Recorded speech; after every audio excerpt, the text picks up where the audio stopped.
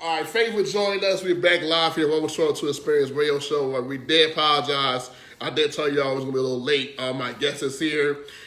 She had an interesting journey getting here to the show today. She's one of my great friends. She's been part of Path to Greatness. She was part of Artist Cafe while in the beginning stages of it. Now she's an author, a coach, a mom, a leader, problem solver, game changer. So I want to welcome Miss Odessa White. So how are you today? Hey, I'm good. Yeah, thank you. So I told you before we get live that you was on my bucket list this year of guests to come on the show. So, your journey is an interesting story. We'll get into that later. And he also the founder of OGW Publishing. Yeah. So I do the research. But how was your week? My week was great. I really have no complaints. I take the good and leave the bad. Right, and you just celebrated a birthday, right? Yes, yeah, 36th birthday on the 26th. Right. It was short-lived because my twins' 10th birthday was the 30th. So right. I celebrated those whole 4 days. So now it's about them, and then I'm getting back to celebrating all Libra season. And then you're and I are Libras too. I'm yes. Libra. So did you have an event that weekend? I did. I had an event that was we had the Melanin Queen brunch. Well, I heard. Yeah, I just found out that I saw a picture. I think. It was amazing. One of my friends was honored Natasha Harris. Yes, yes, I definitely wanted to honor her. The Melanin Queen brunch is a brunch to empower melanin queens, just to adjust their crown if it fell off, if they forgot they had a crown, just to empower other women in our community that's out here empowering people so they can continue doing the good work. And it was amazing. It was amazing. Was that your first year doing it, or you did it before? That was actually the second year. Okay. It was supposed to be an annual thing. Right. And then COVID kind of happened. Okay. So it kind of threw us off course, but just with what was going on in society and like what I was surrounded by, I'm like, I have to do it now. And when I thought of my birthday this year, to be honest, my family and friends, normally I send them like a big list of what I want, so they kind of have an idea of what to get me. This year I didn't want anything. I'm like, I just want my brunch. I'm like, I'm not really focused on profit. I just wanted to, just love on some other melanin queens, because I'm like, I haven't done an event in so long, so that was kind of missing. Right. So that was like my birthday gift to myself. Wonderful. So, also, I wanted to ask you for your perspective on this common knowledge about the gun violence in Philadelphia,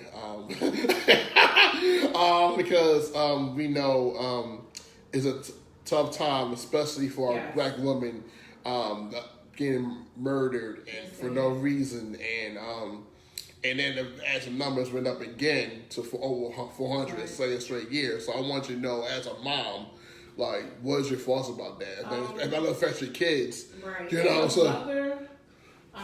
It's difficult as a mother because I really do shelter my kids, and I'm okay with sheltering my kids because I feel like I'm obligated to protect them, but I also feel like a mother, I'm obligated to teach them the streets and how to navigate the streets. I feel like if you grew up in Philadelphia, you have to have survival skills, right? So they don't have to directly experience it, because I experienced it through my life as, a wild teenager and a juvenile delinquent, so to speak. So I try to get them like real life stories and teach them in the house like how to treat people, how to look out for things that don't seem right. I really feel like our females are not taught survival skills, right? Certain situations I just wouldn't put myself in. So I think, and it's not to place the blame on anybody, because I don't feel like anybody deserves to take somebody's life, but we have to be mindful because Philadelphia is dangerous. So certain areas I'm just not hanging in. Certain areas I'm not hanging in. Certain things I'm not doing. Arguments I'm not having. I'm walking away. You got it. I don't want no trouble. Sometimes you really have to, be able to read people, because there's a lot of people out here with mental health issues that they're not able to control, and they're angry. And once I put a lot of things in perspective, I'm like, I shared it in a child raising a child. I went to Daniel Boone High School, so. I was getting back. Last question was, who is Odessa White? What's her journey? You know what I mean? Like, what was? So yeah, I I was a very angry, lost teenager, and I think, you know, even with your path to greatness, that's why I try to go hard for the youth, because I've been there, right?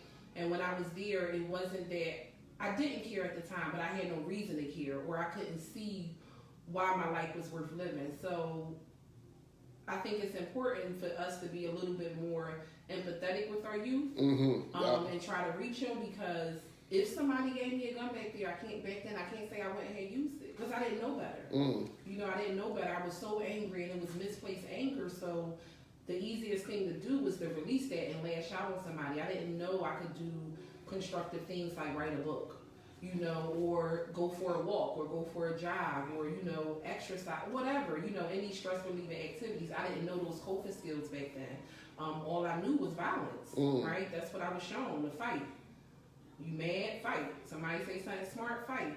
So I kind of had to teach myself that. Like, you know, I'm like, once I had my daughter, I got pregnant at 16, 15, and had her at 16. I'm like, I don't want her to have that anger. Right. Like, I don't want her to have that anger. And I ain't had nobody to show me what to do. I kind of just figured it out the best I could. And it took time. So, you know, that's why I think I have so much patience with our youth. And, you know, most, I don't care what audience I'm in front of or how old I get, the youth do accept me, and they understand me, and they're receptive to the message that I give them, because I've been there, and I can't forget how far I came. I can never forget those days. Yeah, so you say around the teenage you was angry, and what? Do you know now what was the root cause of your anger? Everything. I was poor, right? Okay. So the Melanin Brunch, I go back to the Melanin Brunch. I really feel like, you know, I was always big on Black history. Okay. And I was very hesitant in my business to advocate for how pro-Black I am. But I'm now at a place of peace where I'm comfortable with saying I'm pro-Black. It doesn't mean that I hate any other race, because I don't. Right. But it's important for, you know, our youth and even our adults to see representation and see us winning, and see us be successful. So I say that to say, most of us deal with mental health, right? Yes. We deal with mental health. I think everybody deals with mental health, whether they're willing to admit it or not. So for me, I was born into poverty, right? You know, I had a mom that struggled with her struggles that directly affected me. I had a father who struggled with his issues that directly affected me. We was, you know, brought up in like a dysfunctional environment, so to speak, which left me angry. We didn't have the clothes that we wanted. My mom, you know, had 5 kids, and she did the best that she could, but that left us without a lot. You know, we always had food in our mouth, but we didn't have the hottest clothes, or I didn't have the flyest hairstyle. And what many people don't understand is when I was 7, I had encephalitis, which was inflammation of the brain. It left me in a coma for 6 months. Oh, wow. I was hospitalized for 9. And it seemed like after I went through PT, because when I woke up from the coma, they said I wasn't going to walk, talk, or do anything again. And I remember PT and speech therapy and all that. And I had like a speech impediment back then. I drew uncontrollably. I'm from Germantown. We moved to Germantown around that time, so everybody remember. I drew uncontrollably. I had an unsteady gait. I couldn't walk. I literally had to hold my mom's hand to walk down the street. And when I went to school, I still was struggling with that. I still was in PT. I still was in OT. And the kids was mean. They were mean. I had a lazy left eye. Like, I was learning my motor skills all over again. And kids was insensitive. And when I recovered, I became hell on wheels. I was angry, right? And my mom always said, like, after your accident, after your illness, you were so angry. I was angry because I went right to school and they was mean. Like, they were mean, you know? But they didn't know I was going to recover. And in my mind, it's like, okay, I can be mean back to them. I'm doing what I was shown. Right. And then as I became an adolescent, I got angry because my father wasn't there, right? My father wasn't there. I became a promiscuous youth. You know, I tell people all the time. Okay. I became a promiscuous youth because I didn't know what love was, so I was looking for it. I was looking for it. And during that time, I had a lot of older men take advantage of me, right? You know, I was dating older men because, again, I was looking for that father figure. So I think with young people, I can relate because I've been there. I've been there. And though I was young when I got pregnant, I know if I didn't have my daughter, I probably would be dead or strung out on drugs or something like that because I really didn't have a reason to live, right? So she kind of gave me a reason to live, and I'm like, girl, you gotta get it together. So I really, made an effort to change my life for her, the best I knew how, and slowly but surely, it didn't happen overnight. I still struggled. I still was homeless. I still was in messed up relationships. I still made bad choices, but every day I still tried to do better. If I got knocked down, I got back up. If I made a mistake, I learned my lesson and kept it moving. So it's important for not only our adolescents, but our younger adults to see it too, because a lot of times we complain about the things they do, but then you go on social media and you'll see somebody 40, 50 years old engaging in crazy activities too. So we really can't blame them, for some of the actions that they do.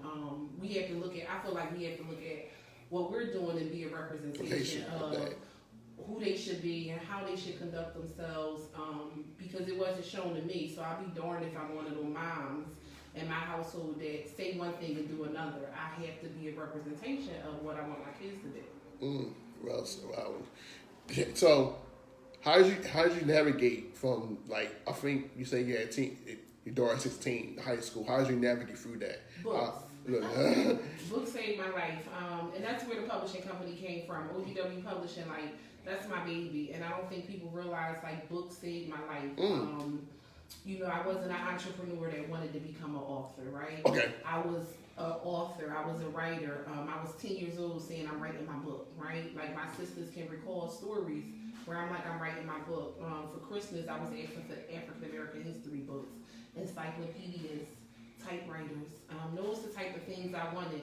Because even though I was bad, I was still academically smart. I was one of those kids that kind of helped everybody and got in trouble for that because the teacher was like, they don't need your help, I'll help them. And I was like, when you take it too long, I'll do it. Because I was bored with the work that, was in front of me. So academically, I always excelled.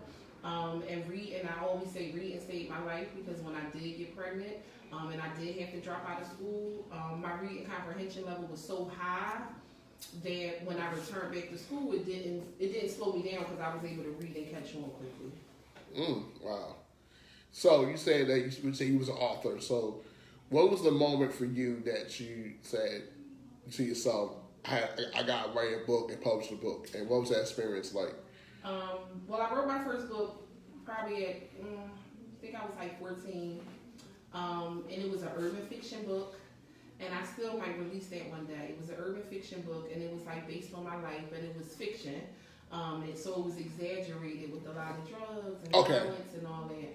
And I knew I needed financial success. Like, I did research, and like, my role models back then was Langston Hughes and Maya Angelou and, people like that. So I'm like, they were struggling writers in the beginning. I'm like, I'm not going to be a struggling writer. I got kids to take care of. So I went to college, I graduated college, and then right after college, I went to nursing school. And instantly out of nursing school, I was making so much money, but it still was a void. And I remember my first year as a charge nurse, I ran across a younger girl who was a couple years younger than me. And when she found out I was her charge nurse, and she like, wait, you got 4 kids? And I'm like, yeah. And she's like, you're 27? I'm like, yeah. And she's like, well, how you a charge nurse? And I'm like, what? So, I had a private conversation with her, but it dawned on me, like, we associate us being a product of our environment with the fact that we can't be successful, right? So even though I am a single mother of 4 that I'm very, very proud of, that still is not a determining factor with whether I could be successful or not. So that's how a child raising a child was birthed. I seen the need immediately. I'm like, the need, and people was like, why are you naming it the child raising a child? I wanted to. But, the subtitle really held the most weight, right? It was focused on releasing the fear, breaking the cycle, and gaining the control needed for success. Because many of us feel like if we make a bad choice, we can't redeem ourselves. Right. So, that book shared my life story, a bit of my life story, but more so it had 10 steps to focus on success, how I was able to be a first-generational college graduate, how I went through school, how despite me being a teenage mom, I still overcame all these obstacles. So I gave them 10 clear steps that I used that was helpful for me, and I think it's helpful for a lot of people. So that's how the first book was birthed. Okay. Yeah, so like you say, you basically it's your own life experiences and share with the world. Basically, like 10 steps on how you became successful.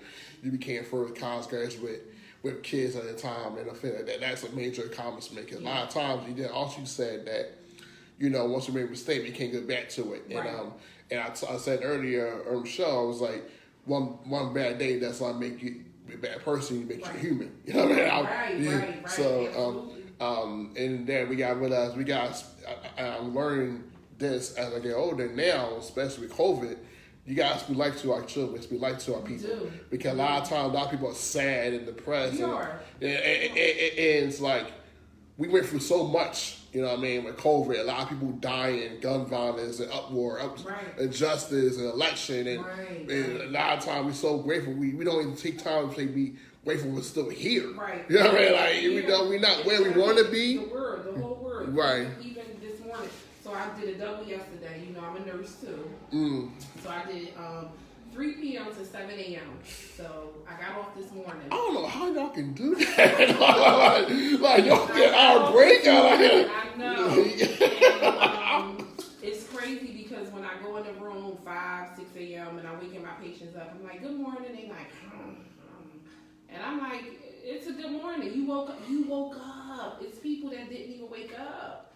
It's people that don't get the chance to wake up. And I think a lot of people are suffering, but most of us are suffering in silence. And it's not a race thing. It's not a black or white thing. It's a general thing. Right. And, most of us are suffering in silence. So I always tell people, if we suffering in silence and we're afraid to speak out, how do you think the kids feel? Right. How do you think our youth feel? Because they're seeing the same things that we're seeing. They're exposed to the same thing that we're exposed to. So you're right. I speak life into my kids. I know they be tired of hearing me talk. But I've always been like that. Like I have to teach, them. Like one of the big things we do in our house, we don't do Christmas. And that's because for me, it's very commercialized. I agree. It's very commercialized. We do Kwanzaa in our house because the principles of Kwanzaa is what I live by. Economical wealth, taking care of your community, treating people with the same respect and love that you want. Those 7 principles of Kwanzaa is really what I emphasize with my kids. So we do that. I try to be conscious of what I expose them to. And the lessons, everything is a lesson. Like I said, they get tired of me talking, but everything in life is a lesson. It's a test. And you might fail the test, but the goal is to keep going. Keep going. Yeah, so after you wrote your first book, and what made you start being like a coach in terms of helping other people want to start a book? Because from your experience, what made you decide, hey, I'm good at this. Let me crack it. Let me do this. I'm really good at coaching. It's amazing. I started out with my publishing company. For a long time, I was the only author. Okay, right. It's right. I think for probably almost 2 years, literally 2 years. Okay. I said I had this publishing company, but technically I was the only one. Right. So I'm like, how can I build this publishing company? And through the grace of God, my book went #1, right? So. And what, Amazon? On Amazon. Okay. #1 on Amazon, which isn't easy to do, but it ain't hard either, right? It's not hard either. And it took like a year. It didn't happen overnight. I always tell people, it ain't happen overnight. I went #1 on Amazon, and then the awards start coming. Got you. But prior to the awards coming, I got my first traditional author, and then a couple months later, the second traditional author. And with them, what people don't know behind the scenes, at that time, I was telling my traditional authors what to post, how to post. Okay. There are books that came to me. I'm like, absolutely not. I'm an author. We're going to make this book better. So, as their publisher, I'm critiquing this book, and I'm telling them, where are we going to make this better? Hey, we're going to add these questions. We're going to add a notebook. We're going to make sure it has reading comprehension. We're not just going to write a journal. We're going to make sure we add some depth to it. How are you transforming people? So I was behind the scenes doing a lot of things, giving them captions to post on social media and things of that nature. And my girlfriend was like, you coaching them, right? And I'm like, what? Mm-hmm. She's like, you're not a publisher, you coaching them. She's like, you're telling them. And I'm like, damn, she kind of right. So I started the coaching business. My first coaching client was $50. Okay. Right.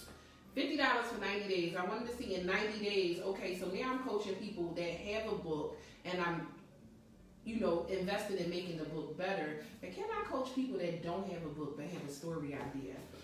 So the first client was $50. She is now a published author, and I gradually started increasing. Once we got her success, and I mean, it was hard. She was sharing her story with being molested by a family friend. So some days we had coaching calls, and she was crying. And I'm like, oh my God. So how do I help her break through this and stay focused on writing this book? Because the emotions are going to come. And we were successful with that. So I went up to 100, then I went up to 300, and my $300 client was actually based in Florida. I don't know how she found me, and I started increasing since then. I charge a whole lot more than that was 4 years ago. So how much you charge now? Oh wow, we ain't gonna. Right now my coaching services is $1,400. So it's like a payment plan, like okay, they do like a down payment. Oh, okay, yeah, absolutely, okay. absolutely. I have very affordable payment plans. Oh, okay. Very affordable payment plans. We also doing a special right now because we are about to expand. I'm working on a lot of things behind the scenes. We're hiring more people. We're branching out, increasing our territory. So in 2022, our prices won't be the same. So I am trying to, help as many authors as possible. Our packages are 50% off right now. So 700. 700, yeah, and that's a 90-day coaching program. We offer payment plans. I don't know what else to do, because again, this is something that once you create that book, you're an author. Even if you put that book down, you can pick it up later. It's something that's going to make you residual income for the rest of your life if you position yourself correctly. So I have a question for you. Since you are successful in this coaching program, why are you still doing nursing? Because I think you focus on that because that's. You know what? I'm actually focusing on. I'm ready to write movies. I'm ready to do so much nursing. It's always that's like you go to like. You know what? It's so many people suffering in the nursing home. I totally understand. And honestly, I promise you, I had a patient yesterday, and this was a Caucasian guy, and he was like, "You're not like all the other nurses." And I'm like, "What?" And I'm not knocking no nurses because we have some great nurses out here, but I'm here to fill a void for the patients.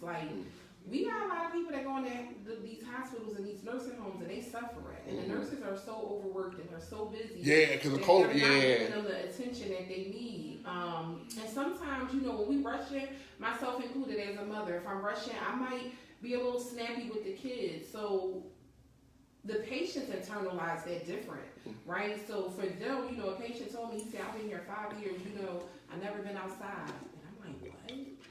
Wow. What?" And he's like, people, he was like, "You're different." And he followed me. This was my first time meeting this man. And he followed me, as I passed my medication, talking to me. Another patient did the same thing. So a lot of them patients just want somebody to talk. And the money good, right? Okay, yeah. The money's good.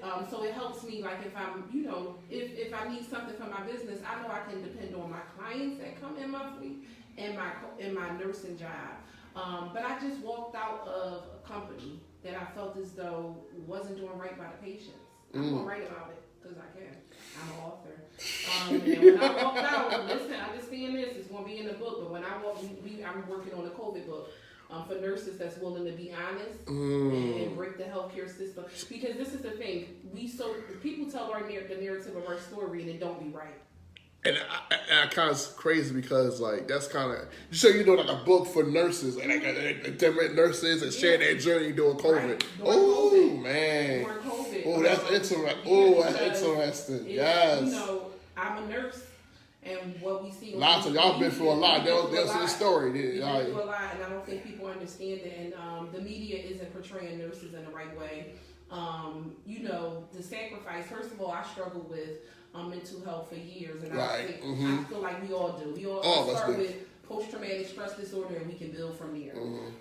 But during COVID, my anxiety started coming back, and I was borderline ready to have a panic attack, and I had to be there as the charge nurse for my CNAs. I had to mentally block out my own pain and show up for my team and show up for my patients, but my patients is dying.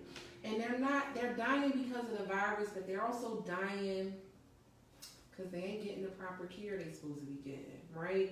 And as a nurse, I'm seeing it, and I'm internalizing that, and that's just what it is. People was afraid. Right. So they weren't doing what they were supposed to do. And we lost a lot of people because of that. And I still had to show up. So to get on the other side of COVID, because again, the media ain't telling the truth, to get on the other side of COVID and then walk into these nursing homes, and what we're seeing is not an increase in geriatric patients, we're seeing an increase in drug addicts and alcohol abuse and things of that nature. And you know those are the type of people that's kind of cast aside. So they're not getting the proper care.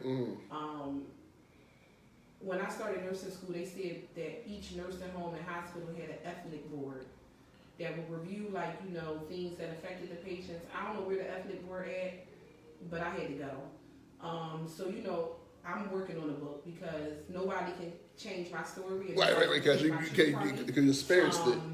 You know, it was crazy with what we've seen in the amount of deaths. And I'm honest with people, like, I don't even want to work with COVID right now. I'm not afraid of COVID because I dealt with it directly, right? I dealt with it directly, and through the grace of God, I have never gotten sick. I have never had COVID. I was the COVID nurse by myself on 11 to 7 overnight. I did CPR some nights on so many people, I lost count of how many ribs cracked, okay? We went from one emergency one night. It was emergencies after emergencies after emergencies, and obviously I can't never go into details about the patients and things of that nature because of HIPAA violations. But it was so many emergencies, life-changing emergencies. We sending people out to the hospital. By the time I sat down at the nursing station, it was 4 a.m. in the morning, and I still had paperwork to get these people out the door. So it was a lot. It was a lot. And then to come back to work and still be mistreated, you know, now I'm like, I literally see how war veterans feel.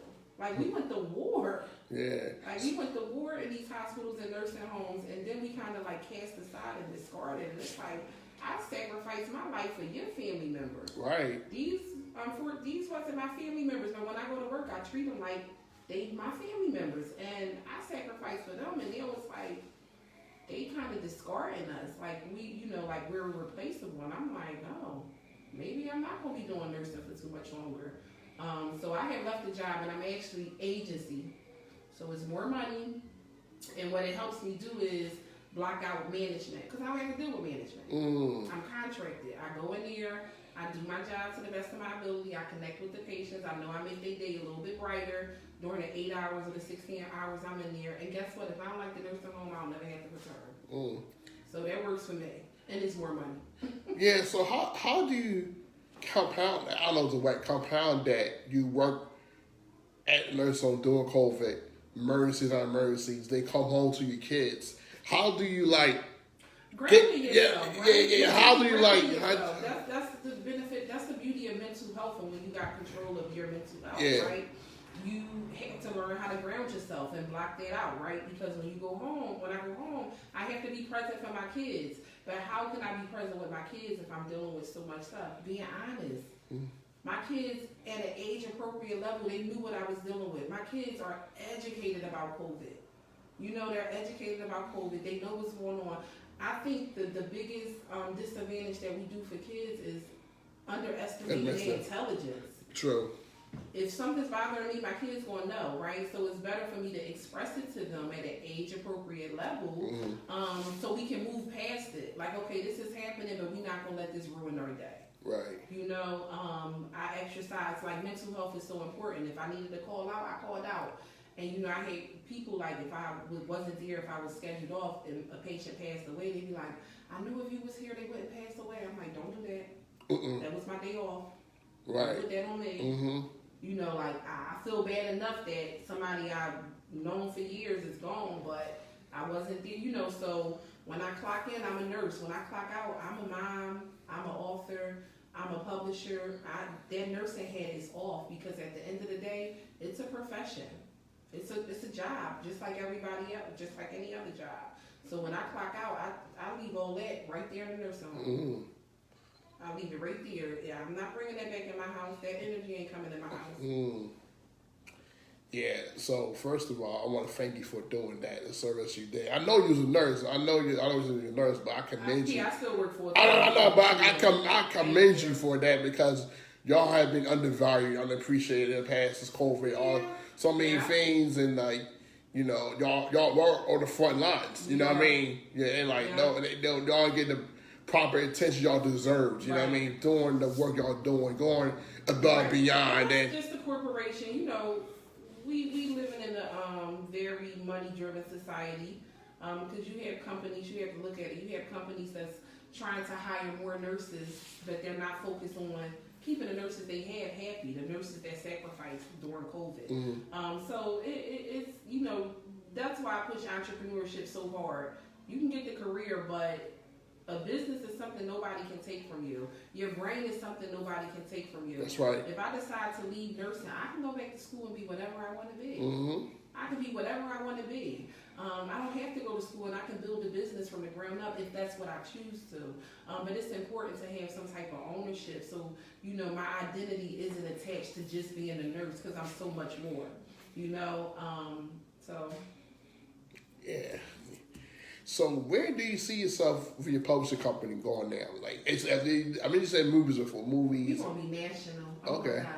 We about to write books for celebrities. I'm speaking it into existence. I'm telling you, it's gonna happen. I do a lot of ghostwriting too. Most people don't know I do ghostwriting.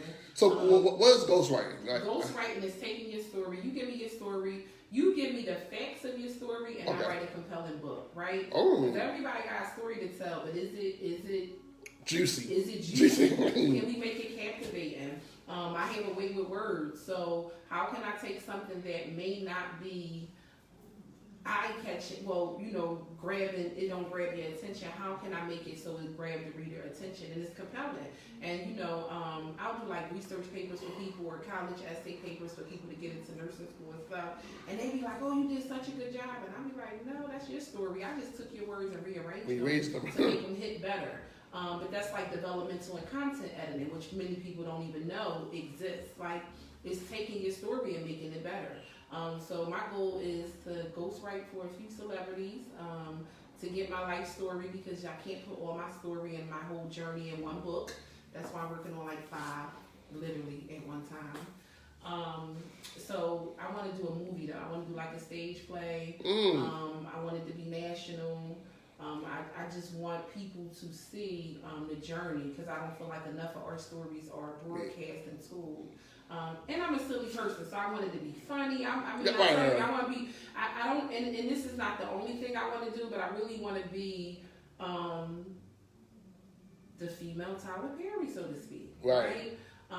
Because I'm a very goofy person. Most people don't see this because they see the serious side. No, I'm a butt face. I like to laugh and joke. And let my hair down. And I didn't know how to do that before because I was so focused on being successful. And now I can finally let my hair down and like laugh and joke and kick my feet up, and that's important. I agree. So when you take the nurse hat off, you take the publishing hat off, you take the mom hat off. What does Odessa do for self-care? Laugh. Listen, I am sarcastic. I love joking. I like sipping my wine. Mm-hmm. Don't judge me. I just like relaxing. I like read and it's relaxing for me. I really don't like the clubs and the bars. That's not my. It took me maybe 5 years ago. I reached out to my friends I hold near and dear, and I'm like, stop inviting me to the club and the bar, because I don't like going there, right? I like going to comedy shows. I like going to spoken word events. I like things of that nature. I like networking events.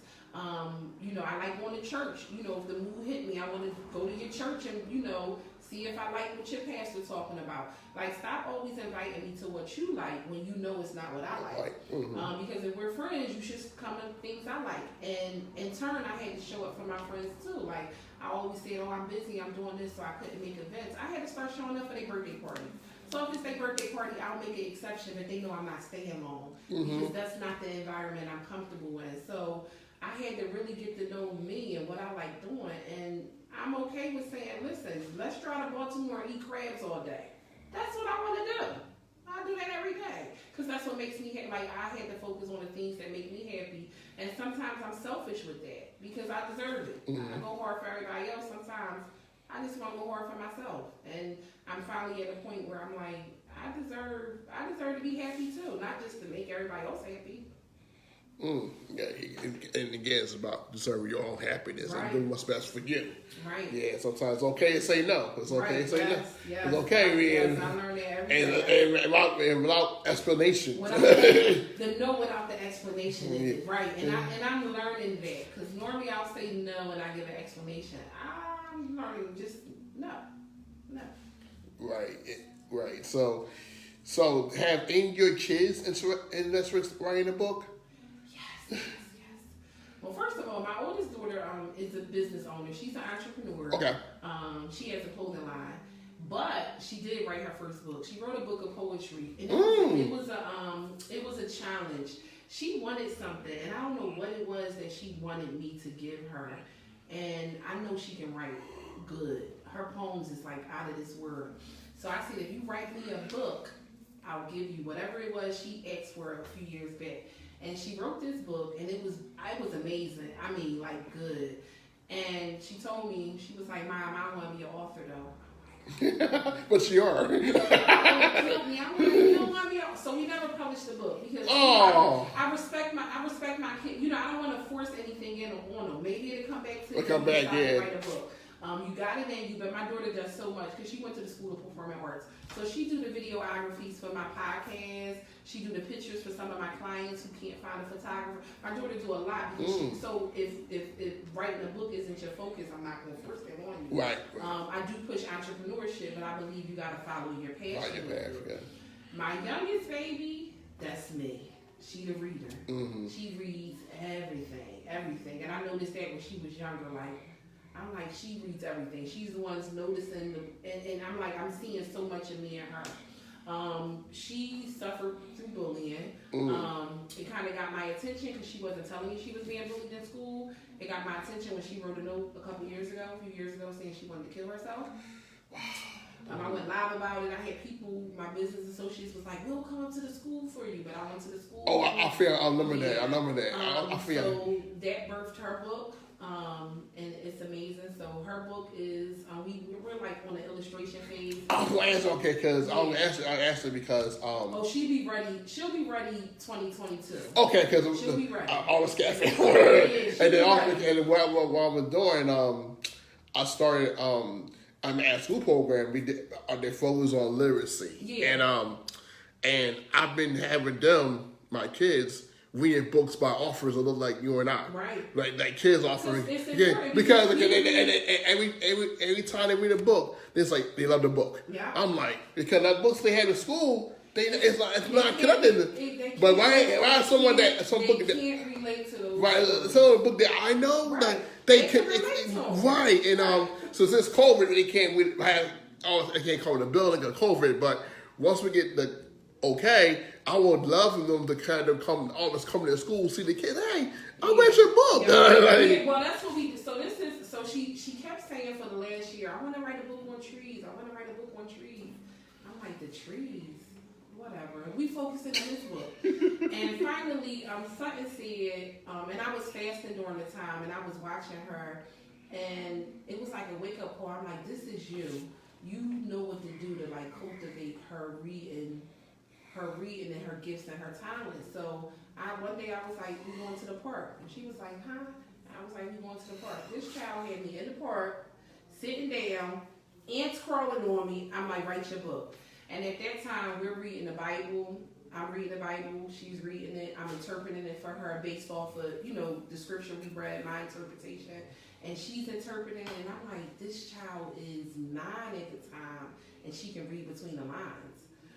So reading comprehension is much more than just reading what's on the paper. Being able to comprehend what you read and being able to express that verbally or written. And some of our kids can't express it verbally, but they can written. So we're working on a youth program too, and I'm trying to work out a way where it's free. We did it prior to COVID. I figured I never needed to say. Yeah, right to win. And Safia will be the face of that because I went to her school one day and I was like, hey, I told her teacher, I said, she's working on 2 books, right? And she was like, really, Safia? I didn't know. Oh my God. And I'm like, well, one book's already written, so before the school year's out, she'll love to come back and do an author reading because I got the publishing company. The book can be out, And it made her go home and she finished writing that book on trees like immediately. And I'm like, okay. So now she's ready. She wasn't ready before. Like we wrote the story. I helped her with the first book. The second book, I didn't even have to help her. When I say she went, but she kind of had to be at the point. Like I don't want to force nothing on them. I want her to be confident. So she's articulate. So when she's having a conversation with you, she can speak for herself. And she don't need me in her ear telling her what to say because she knows why she wrote these books. She knows why they're needed. And now she actually feels it and believes it. So she's ready. So now I got to kind of play catch up and get these books out there for her. Right, because we definitely want to support that and have our kids learn from her story. Yes. Because I'm about like that. Reading books by our own people and just especially our young people, like getting someone that read a book that at the same age, that's the same age for the same thing, like that will kind of inspire them. They can do it too, right? Right. So and that's what the Right to Win program. We haven't started it up yet. I don't know when we're going to start it up. Probably once we're like past COVID. Yeah. Because one thing I'm learning is our learning styles are slightly different. And we learn, I remember in college they said we had learning styles and some people are visual learners and some people are this type of learner. But I feel like art culture needs a combination of all of it. We need to kick, we need to move our body. We need to be in the air. We need to creatively be able to express ourselves. And that comes in various ways. So I really need to be in person with these kids because virtually is not really going to do it. I agree. So I said I'll wait till COVID is over. And it's not to birth authors. Everybody don't want to be an author. That's true. Everybody don't want to write a book, even though they should, in my opinion. Because representation matters, but it's more so they can learn how to express themselves. Let go. What was your struggles today? What made you upset today? What made you happy? Being able to express that and get it out there, so you don't keep it bottled up inside. It really help our kids' mental health. Yeah. And then from that, maybe somebody be inspired to write a book, but we're not like trying to force it on them, if that makes sense. Yes. Wow, it's been an incredible conversation with you. Where people can find you for more information about you, your culture, your program, and things like that. Where can people find you? Google me, sorry. No, I love saying that. I love saying that. Okay. You can find me on Instagram. That is the most accessible way. At OGW_writing. But you also can Google Odessa White or OGW Publishing. Our website is ogwpublishing.com. I am not hard to find. Connect with me on any social media platform. I do respond to inboxes and DMs, emails, phone calls. If you Google me, our website will pop up. You can call me. I'm not a hard person to get in contact with. Wonderful, wonderful. And my final question, final words for you today. What advice would you give to the younger Odessa? Keep dreaming. Keep dreaming. It's beauty in our dreams. It's magic. Like I say, black girl magic all the time. I'm owning that forever. It's beauty and it's power and melanin. I want to leave people with this. Okay. When we did the melanin brunch, melanin, and it's important for everybody to know this. When we did the melanin brunch, melanin was valued at $300 a gram.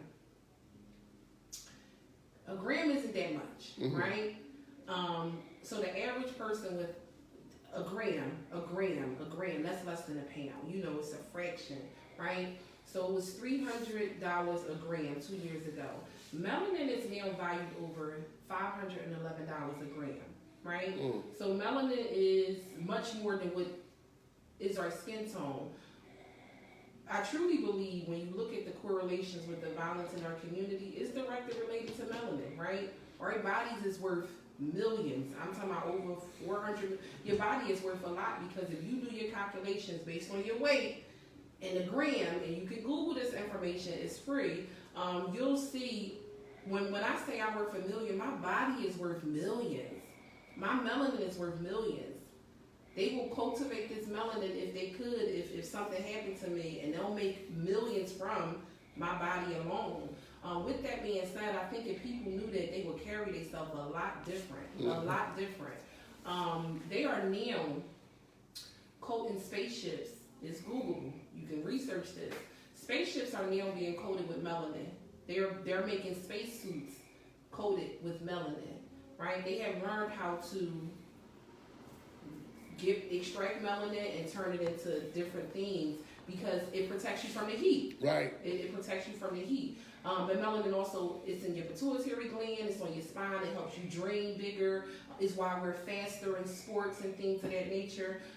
So I would tell my youngest self, don't stop believing in yourself. Because if I knew, don't stop reading and educating yourself. Mm-hmm. If you struggle with reading, listen to audible books. Do positive affirmations. Really remove negativity from your mind. Mm-hmm. I think a lot of people associate negativity with, we'll check somebody if we have to, right? We try not to. But I think people associate who you are, like what they see with being positive. Positive is a way of thinking. It's a way of living. It doesn't mean that if you do something wrong, I may not put you in your place if it's needed. Mm-hmm. But it's removing negative thoughts from my head because they enter my head too.